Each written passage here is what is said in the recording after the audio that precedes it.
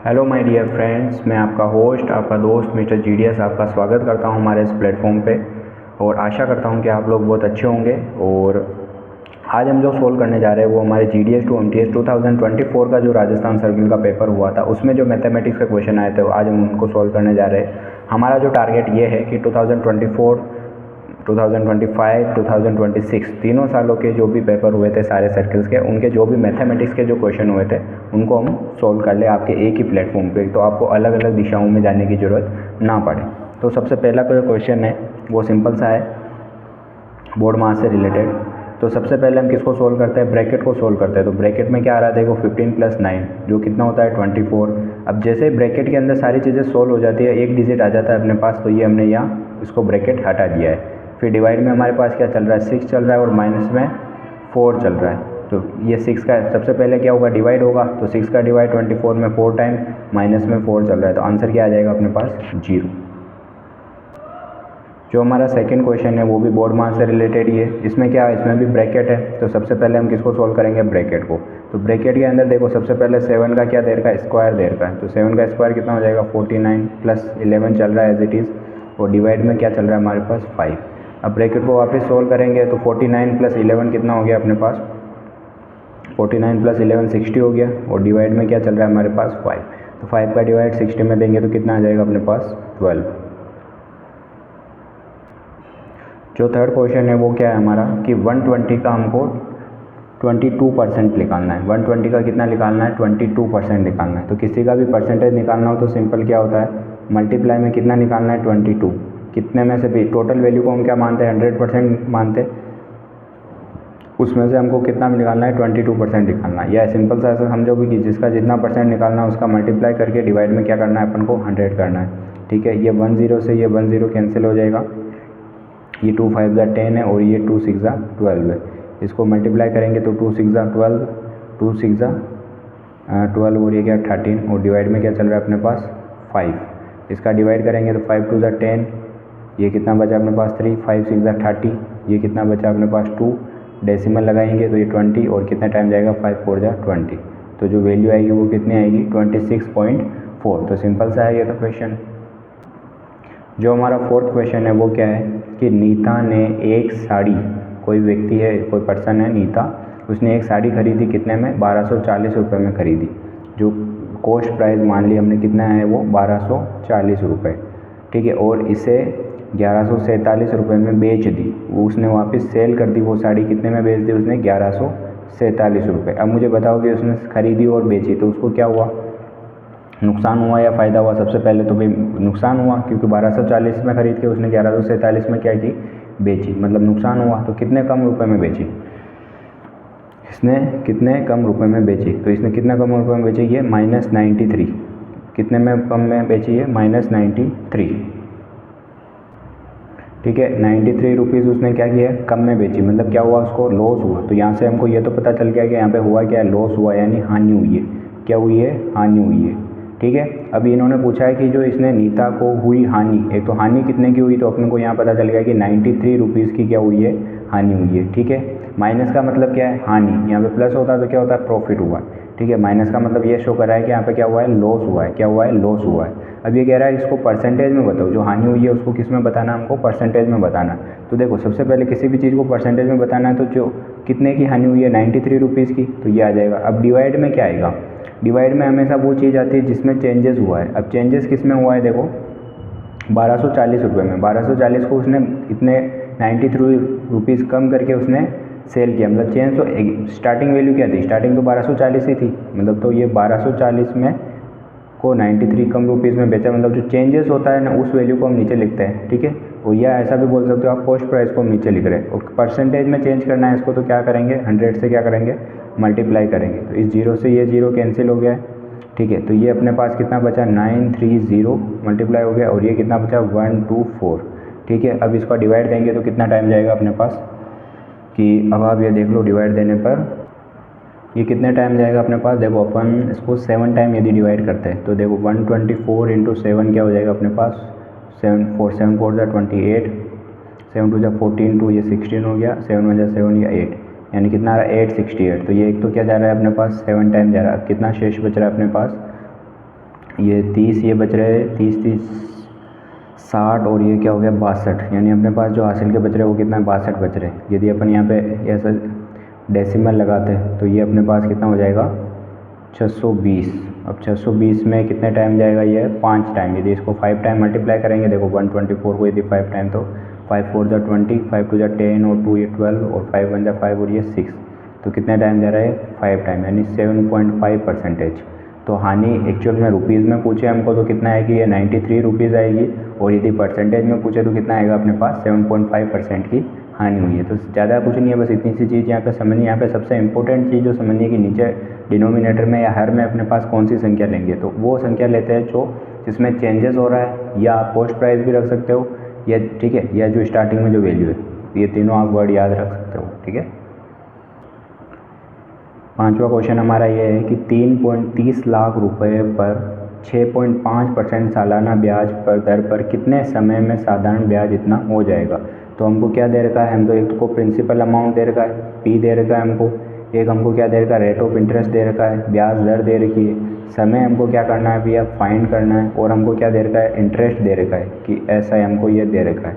Formula हम जानते हैं, ये एस आई इंटू क्या होता है P into R into T divide by 100, यही होता है। तो सिंपल इंटरेस्ट कितना है अपने पास 75075 इक्वल टू पी कितना दे रखा है, देखो 3.30 लाख का मतलब क्या हुआ है 330 मतलब 3,30,000, इसको मैं इस तरह से लिख सकता हूँ। आर कितना दे रखा है 6.5 दे रखा है, और टी कितना दे रखा है हमको फाइंड करना है। डिवाइड में क्या चल रहा है 100, ये डेसिमल हटाएगा तो ये 0 और आ जाएगा, ये 3 0 से 1 2 3, ये 3 0 हमारा क्या है कैंसिल है। ठीक है, अब ये 75075 डिवाइड में क्या आ जाएगा, ये 65 आ जाएगा, मल्टीप्लाई में ये कितना आ जाएगा 330, इक्वल में क्या चल रहा है अपने पास टी चल रहा है। ठीक है, अब इसको बस कैलकुलेशन है, अब इसको हम सोल्व करेंगे तो देखो कितना आएगा। सबसे पहले हम किससे कर सकते हैं इसको सोल्व, इसको हम 5 से सोल्व कर सकते हैं। तो ये कितना आ जाएगा अपने पास 7, ये आ जाएगा 15 0 15, ये आएगा अपने पास, क्योंकि 5 1 ज़ा 5, ठीक है, 2 5 5 ज़ा 25, ये 0, फिर ये क्या आएगा अपने पास 5 1 ज़ा 5 और ये 5 5 ज़ा 25, ये तो आ गया 15। जो इसको वापस अपन इसको करेंगे 5 से, तो कितना आएगा 5 1 ज़ा 5, ये कितना बचा अपने पास 1, और ये कितना हो जाएगा 5 3 ज़ा 15। ठीक है, वापस भी 5 से कर सकते हैं अपन, ये कितना हो गया 5 3 ज़ा 15, ये 0 और ये 5 3 ज़ा 15, इसको 5 से करेंगे तो कितना हो जाएगा 5 6 ज़ा 30 और ये 5 6 ज़ा 30। ठीक है, और क्या कर सकते हैं अपन, अब इसको किससे करेंगे 3 से करते हैं, 3 2 ज़ा 6 3 2 ज़ा 6, ये 3 1 ज़ा 3 0 3 1 ज़ा 3, एक ये हो गया अपने पास। तो देखो ऊपर तो क्या चल रहा है अपने पास 1 0 1 चल रहा है, और नीचे डेसिमल में क्या चल रहा है अपने पास 13 मल्टीप्लाई 22, ये चल रहा है। ठीक है, अपन कहीं भी गलती कर रहे हैं, आई थिंक मुझे ऐसा लग रहा है। कहाँ गलती कर रहे हैं अपन, थोड़ा देखो, आप देखो कहाँ गलती कर रहे हैं हम, कहाँ गलती कर रहे हैं अपन। देखो एक चीज़ देखो आप, अपने यहाँ गलती की है, हमने यहाँ पे डिवाइड दिया है किसका, ये 5 का डिवाइड दिया है, तो 5 3 ज़ा 15 हो गया, यहाँ पे 0 आ गया, वापस 1 में भी तो नहीं जाता ना, तो ये कितना आ जाएगा अपने पास 3 0 0 3 हो गया। ठीक है, ये हो गया था डिवाइड, फिर हमने वापस 3 का डिवाइड दिया था, 3 1 ज़ा 3, तो ये कितना आ जाएगा अपने पास 1 0 0 1, कुल मिला के लास्ट में अपने पास ये आना चाहिए 1 0 0 1 डिवाइड बाई 13 मल्टीप्लाई 22, तो ये कितना हो जाएगा 1 0 0 1 और 13 मल्टीप्लाई करेंगे तो कितना आएगा 13 2 ज़ा 26, 13 2 ज़ा 26, और ये कितना हो जाएगा 28। इसको आप सोल्व करेंगे तो देखो कितने टाइम जाएगा, आप 3 टाइम करो इसका, 286 का 3 बार करो तो ये कितना हो जाएगा 3 छंग 18 8 24 और ये 25 और ये 3 2 6 और ये 2 8 858 आ जाएंगे। और इस एक 4 टाइम करेंगे तो वैल्यू किससे ज़्यादा चली जाएगी 1001 से ज़्यादा चली जाएगी, तो ये 3 टाइम। अब कितना शेष बच रहा है अपने पास, देखो कितना शेष बच रहा है अपने पास, आप यूँ देखो तो ये 858 करके देख लो आप, कोई इशू नहीं है। ये अपने पास 11 में से ये 9 गए तो कितने बचेंगे अपने पास 101 है ना, हाँ, ये 11 में से ये अपने पास 11 में से 8 गए तो ये 3 बच गए अपने पास। ये कितना बचा यहाँ पे 9, 9 में से 5 गए तो अपने पास क्या बचे, ये 4 बचे। यहाँ पे भी 9, 9 में से 8 गए तो ये 2 बच गए, 243 बच गए अपने पास। कितने बचे अपने पास 243। ठीक है, अब लगाएंगे डेसिमल तो ये कितना हो जाएंगे 2430। अब इनमें कितने टाइम जा रहा है, आप इनमें आप करके देखोगे तो जैसे आप एक बार 5 टाइम इनमें, ये सही कर रहे हैं क्या अपन, जैसे 9, ओके ये 1 ही बचा, ओके सॉरी, ठीक है 1430 बच गया अपने पास। तो आप 5 टाइम करके देखो एक बार इसको, तो ये कितना हो गया अपने पास, 5 छंग 30, 5 40, 3 43, और ये क्या होगा 5 2 10, और ये क्या 4 हो गया 1430। तो कितने टाइम जा रहा है, 5 टाइम, यानी 3.5 साल। तो सबसे इनमें ज़रूरी वही कैलकुलेशन ही है इंपॉर्टेंट, बाकी तो क्या है फॉर्मूला अप्लाई करना है, ठीक है। इसीलिए क्या होती है, प्रैक्टिस इंपॉर्टेंट होती है। तो हम कैलकुलेशन करते रहते हैं तो माइंड में चीज़ें चलती रहती है। बाकी है इजी है फॉर्मूला अप्लाई करना, लेकिन वो कैलकुलेशन हम करेंगे बार बार, सारे क्वेश्चंस करेंगे तो हमारी प्रैक्टिस हो जाएगी, तो वहाँ हमको दिक्कत नहीं आएगी। अब ऐसे क्वेश्चन में वहाँ फंस जाए तो हमारा टाइम बहुत कम मिलता है हमको। यदि इसमें इस तरह से हम फंस जाए तो हमारा क्वेश्चन लेंथी लगने लग जाता है हमको पेपर, और क्वेश्चन इस तरह से हमको आते हुए भी हमारा क्वेश्चन छोड़ के आते हैं। तो बस यही चीज़, वो चीज़ें ज़रूरी नहीं कि सारे क्वेश्चन नहीं आ रहे हो तभी हम सोल्व करें, नहीं, प्रैक्टिस बहुत इंपॉर्टेंट होती है मैथमेटिक्स में। अब जैसे 6 क्वेश्चन है कि 7 निरंतर संख्याओं का जो औसत है वो कितना है, 20 है, तो उनमें से सबसे बड़ी संख्या कौन सी है, ठीक है। इस तरह का कोई भी क्वेश्चन आता है कि जो निरंतर, कंटिन्यूअस, ये इंपॉर्टेंट वर्ड है, जो निरंतर दे रखा है, निरंतर संख्याओं का जो औसत है वो 20 है, 7 कितनी संख्या है टोटल अपने पास, नंबर कितना है। तो सबसे पहले तो यदि औसत की बात हो रही है तो एवरेज का फॉर्मूला आप जानते हो क्या होता है, कि सम होता है total sum divide by total number, ये होता है एवरेज का फॉर्मूला। अब देखो 7 निरंतर संख्याओं की बात हो रही है, हमको क्या दे रखा है, 7 निरंतर संख्याओं का औसत कितना दे रखा है हमको, 20 दे रखा है। तो इनमें से सबसे बड़ी संख्या कौन सी है। कोई भी 7 निरंतर संख्या आप लेके देख लो, जैसे कि औसत हमको क्या दे रखा है, 20 देख रही है। जैसे 7 नंबर मैंने 1 2 3 4 5 6 7, एवरेज का मतलब हमको पता है क्या होता है कि सारी संख्याओं का टोटल सम करेंगे और उसमें टोटल 7 का हम डिवाइड दे देंगे, तो उसका एवरेज क्या आ जाना चाहिए, 20 आ जाना चाहिए, ठीक है, यही है। अब वो हमको नंबर दे नहीं रखे, तो एक चीज़ हमेशा ध्यान रखना, जब निरंतर संख्याओं की बात हो, ठीक है, तो वो नंबर उसी में से आएगा, जो एवरेज है नंबर आएगा वो क्या आएगा, उसी में से आएगा, जो वो संख्या है टोटल वो उन्हीं में से वो निकल के आएगा। तो यदि वो मैंने मान ली कि वो औसत है, उसको मैंने क्या मान लिया कि इन सभी संख्याओं का औसत है, मतलब वो क्या है, बीच का नंबर है, कि इन संख्याओं को जोड़ने के बाद जो आया वो क्या है, इसका बीच का नंबर है, वो मैंने क्या मान लिया, 20 मान लिया। तो इधर जाएंगे तो वो निरंतर संख्या है, यानी ये कितना हो जाएगा, 21 22 23, ये कितना हो जाएगा अपने पास 19, ये कितना हो जाएगा 18, और ये कितना हो जाएगा 17। तो ठीक है, ये बीच में अभी इन सबको आप ऐड करोगे, 7 का डिवाइड देंगे तो आपका एवरेज क्या आएगा, 20 ही आएगा, ठीक है। और इनमें सबसे बड़ी संख्या क्या है अपने पास, 23 है। तो ये कब आता है, ये सब फॉर्मूला हमको कहाँ, ये वाली जो तरीका है वो हमको कहाँ अप्लाई कर सकते हैं, जब निरंतर संख्याओं की बात हो रही, किसकी बात हो रही, निरंतर संख्या। तो ये निरंतर है सारी संख्या, 17 18 19 20 21 22 23। जब भी नंबर्स निरंतर हो तो हम क्या कर सकते हैं, जब भी निरंतर नंबर हो तो हम कर सकते हैं कि जो उनमें से जो एवरेज आ रहा है वो उनमें से एक संख्या होगी, और हम निकाल भी सकते हैं इसका एवरेज 20 है या नहीं है। तो हमने एक चीज़ और सीखी थी, जब कंटिन्यूस नंबर आते हैं, ठीक है, जब यह उनके बीच का गैप समान होता है, इनके सबके बीच का गैप समान है, तो हम फर्स्ट और लास्ट को लेके भी एवरेज निकाल सकते हैं। तो 17 और 23 को लेकर एवरेज निकालेंगे तो कितना आ रहा है, सम कितना आ रहा है 40, और टोटल नंबर्स कितने, ये 2 है, तो एवरेज कितना आ रहा है अपने पास 20 आ रहा है। आगे चीज़ समझ में, तो यहाँ पे हमने 2 चीज़ सीखी, एक तो आपके निरंतर संख्या दे रखी है, तो आप जो एवरेज आएगा वो भी उनमें से एक होगा, तो और वो बिल्कुल मिड वाली संख्या होगी, तो उसके आगे भी 3 संख्या हो गई, पीछे भी 3 संख्या हो गई, तो यहाँ से हमने हाईएस्ट नंबर फाइंड कर लिया, एक तरीका। और एक चीज़ और हमने यहाँ पे सीखी कि जब भी सब सीक्वेंट नंबर दे रखे हो, यानी जब गैप समान हो, यहाँ पे जब से एक, यहाँ पे गैप कितना आ रहा है, 1 डिजिट का गैप आ रहा है, जैसे किसी में 5 का गैप आ रहा है, तो उस टाइम हमको एवरेज निकालने के लिए बोले तो फर्स्ट और लास्ट का टोटल करके उसमें 2 का डिवाइड दे देंगे, तो वही हमारा क्या रहेगा, एवरेज रहेगा। जो हमने 6th क्वेश्चन में जो चीज़ सीखी है वहाँ अप्लाई करेंगे। 6 के प्रथम 6 गुण को मतलब क्या होता है, जो उसके जो इसमें 4 का डिवाइड दे सकते हैं, तो कुल मिला के इसकी टेबल की बात हो रही है। जैसे 4 हो गया, 8 हो गया, 12 हो गया, प्रथम 6 गुण, यानी जो बीच में से हम नहीं ले सकते, जो स्टार्टिंग के चल रहे, तो एक तरह से उसकी टेबल है। ये 16 हो गया, 20 हो गया, ये कितना हो गया 24 हो गया, 1 2 3 4 5 6, ठीक है। अब इसका एवरेज निकालना, तो एक तरीका तो क्या है, इन सबको क्या कर दो, टोटल कर दो और डिवाइड कितना कर दो, 1 2 3 4 5 6 का डिवाइड कर दो। एक क्या तरीका है, देखो इसके बीच में 4 का गैप, 4 का गैप, 4 का गैप, 4 का गैप, 4 का गैप, क्योंकि ये सब क्या है, 4 के गुणज है। तो क्या करना है अपन को, फर्स्ट और लास्ट को ऐड करना है। तो कितना आ रहा है, ये 28 आ रहा है, और कितने डिजिट लिए हमने, 2 डिजिट लिए, तो 14 क्या आ गया हमारे पास, आंसर आ गया, ये हमारा एवरेज आ गया। अब आप ये कह सकते हो कि ये 14 तो इनमें से आया ही नहीं, तो वो इनमें से एवरेज आने का जो बात हुई थी वो कब हुई थी, निरंतर संख्या होगी। निरंतर का मतलब ये कभी नहीं होता है कि उनका गैप समान होना है। निरंतर का मतलब हो गया कि 4 के बाद 5 आ रही है, 5 के बाद 6 आ रही है, 6 के बाद 7 आ रही है, उसको बोलते हैं कंटिन्यूस। यहाँ पे किसको हम क्या बोल सकते हैं, सबसिक्वेंट बोल सकते हैं। सबसिक्वेंट मतलब क्या होता है कि जिनके गैप का बीच का गैप क्या होता है, समान होता है। उसमें ये वाली चीज़ हम यूज़ लेते हैं कि फर्स्ट और लास्ट को प्लस करके उनका 2 में डिवाइड देते हो, तो वही हमारा क्या हुआ, एक्चुअल एवरेज आ जाएगा। आप इनमें सबको ऐड करके अभी 6 का डिवाइड दोगे तो भी आपका एवरेज यही आएगा। जो हमारा 8 क्वेश्चन है वो क्या है कि यदि 120 साबुन की बात हो रही कि एक पैक की जो कीमत है वो कितनी है, 540 रुपये। 120 जो साबुन है या सोप बोलते हैं हम जिसको, उसके एक पैक की जो कीमत है वो कितनी है, 540 है। ठीक है, तो एक सोप यानी एक साबुन की वैल्यू कितनी हो जाएगी अपने पास, 540 डिवाइड बाई 120 हो जाएगी।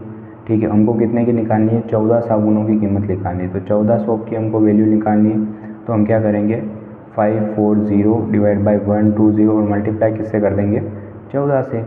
ठीक है, तो ये 0 से 0 कैंसिल है, तो ये कितना हो जाएगा अपने पास 6, ये कितना हो जाएगा अपने पास 7 2 से डिवाइड दिया, और ये कितना हो जाएगा 9 टाइम, तो 9 × 7 ये कितना आ जाएगा अपने पास 63 रुपीज़। तो उसकी जो प्राइस आएगी वो कितनी आएगी, 63 है। तो यूनिटरी मेथड का क्वेश्चन ईजी है। देखो हमारा जो 9th क्वेश्चन है वो क्या है कि सुमन 6 दिन में एक चित्र का 1/3 हिस्सा क्या करती है, चित्रित कर सकती है। 1/3 का मतलब क्या हो गया, 1/3। ये हमको थोड़ा सा ध्यान रखने की ज़रूरत है। 1/3 का मतलब क्या होता है, 1/3। कितने दिन में कंप्लीट करती है, 6 दिन में। मतलब वो 6 डेज़ में कितना हिस्सा कंप्लीट करती है, 1/3 हिस्सा वो कंप्लीट करती है। तो उसे पूरा चित्र बनाने में कितने दिन लगेंगे। देखो एक सिंपल से एक समझदारी बात है कि 1/3 वाला पार्ट दे रखा है, तो टोटल इसके दो कितने पार्ट और बाकी बचे, 2/3 पार्ट्स और बाकी बचे, यही बाकी बचे ना। तो 1/3 में कितना टाइम लग रहा है, 6 डेज़ लग रहे हैं। नेक्स्ट 1/3 में कितना टाइम लगेगा, ये 6 डेज़ और लगेंगे। वापस नेक्स्ट 1/3 में कितना टाइम लगेगा, अपने पास 6 डेज़ और लगेंगे। तो कितने टोटल कितने हो जाएंगे, 1/3 1/3 1/3, तो कितना हो जाएगा 3/3, यानी पूरा वो चित्र क्या हो जाएगा, कंप्लीट हो जाएगा। टोटल डेज़ कितने हुए अपने पास, 18 डेज़ हो गए। कितने हो गए अपने पास, 18 डेज़ उसको टोटल लगेंगे। आप इसको ऐसा भी कर सकते हो कि 6 डेज़ में हमको कितना दे रखा है, 1/3 हिस्सा हमको दे रखा है। तो कुछ नहीं करना है, इसको कंप्लीट करना, इसको सोल्व करने के लिए जो इसको अपन क्या कर देंगे, आप ये किस में चला जाएगा, मल्टीप्लाई में चला जाएगा नीचे वाला हिस्सा। तो ये कितना आ जाएगा, ये पूरा हिस्सा होने में कितना टाइम लग जाएगा, 3 × 6 यानी 18 डेज़ लग जाएंगे। ठीक है, इस तरह कुल मिला के हमको क्या लाना है, 1 लाना है। क्योंकि 3/3 पूरा पार्ट होगा तो उसको हम 1 ही बोलेंगे। तो कुछ नहीं करना, इस तरह का जब भी क्वेश्चन आ जाए हमको नीचे जो डिनोमिनेटर में होता है उसको हम क्या कर देंगे, डेज से मल्टीप्लाई कर देंगे। तो ये हमारा क्या आ जाएगा, टोटल डेज उस काम को करने में लगा समय। क्वेश्चन हमारा 10th क्वेश्चन है कि अमृता और अमन, 2 पर्सन है, एक अमृता है और एक अमन है, को अपनी अपनी कार से जयपुर से जोधपुर जाना है। उनको कहाँ जाना है, जयपुर से जोधपुर। तो ये जयपुर आ गया हमारा, और ये जयपुर से इनको कहाँ जाना है, इनको जाना है जोधपुर। ठीक है, पर्सन कौन कौन से है, एक तो हमारे पास क्या है, अमृता है, और एक हमारे पास कौन है, अमन है। ठीक है, ये दोनों पर्सन का लिख दिया। अपने अपने कार से जा रहे। अमृता है वो किस स्पीड से चल रही है, 60 किलोमीटर प्रति घंटे की गति से। तो अमृता की जो स्पीड है वो कितनी है, 60 किलोमीटर पर आवर। ये तो उसकी क्या हो गई, स्पीड हो गई। ठीक है, तथा अमन की स्पीड कितनी है, 90 किलोमीटर पर आवर। तो अमन की जो स्पीड है वो कितनी है, 90 किलोमीटर पर आवर। ठीक है, ये कार चला रहे। ठीक है, यदि अमृता को जयपुर से जोधपुर पहुंचने में 9 घंटे लगते, जो अमृता है उसको टाइम कितना लग रहा है, 9 आवर्स लग रहे हैं। ठीक है, तो हमको अमन को जोधपुर पहुंचने में कितना समय लगेगा, तो इसका हमको क्या निकालना है, ये टाइम है वो क्या करना है, फाइंड करना है। ठीक है, दोनों को जयपुर से जोधपुर ही जाना है, मतलब डिस्टेंस दोनों की क्या है, समान है। तो हम इसकी डिस्टेंस निकाल सकते हैं क्या, बिल्कुल निकाल सकते हैं। ठीक है, डिस्टेंस का फॉर्मूला क्या होता है, टाइम इंटू स्पीड। ये होता है टाइम कितना देर का, 9 आवर्स, और स्पीड कितनी देर की है, 60। तो कितना हो जाएगा अपन को, 540 किलोमीटर। ये अपनी क्या हो गई, यहाँ पे डिस्टेंस हो गई। यही डिस्टेंस हम इसके लिए भी यूज़ लेंगे। ठीक है, तो टाइम का फॉर्मूला क्या होता है, टाइम का फॉर्मूला होता है अपने पास डिस्टेंस अपॉन स्पीड। ठीक है, डिस्टेंस कितनी आ गई अपने पास, 540 आ गई, और स्पीड कितनी आ गई, 90। तो ये कितना आ जाएगा अपने पास, 6 आवर्स। तो उसको जो टाइम लगेगा वो कितना लगेगा, 6 आवर्स लगेंगे। तो बहुत ईजी क्वेश्चन है। तो ये सारे क्वेश्चन हमारे 10th के 10 क्वेश्चन कंप्लीट हो गए। तो आपको कैसे लगा ये वीडियो, कमेंट करें और लाइक ज़रूर करें और चैनल को सब्सक्राइब जरूर करें। और आप अपना ध्यान रखें। Take care, thank you.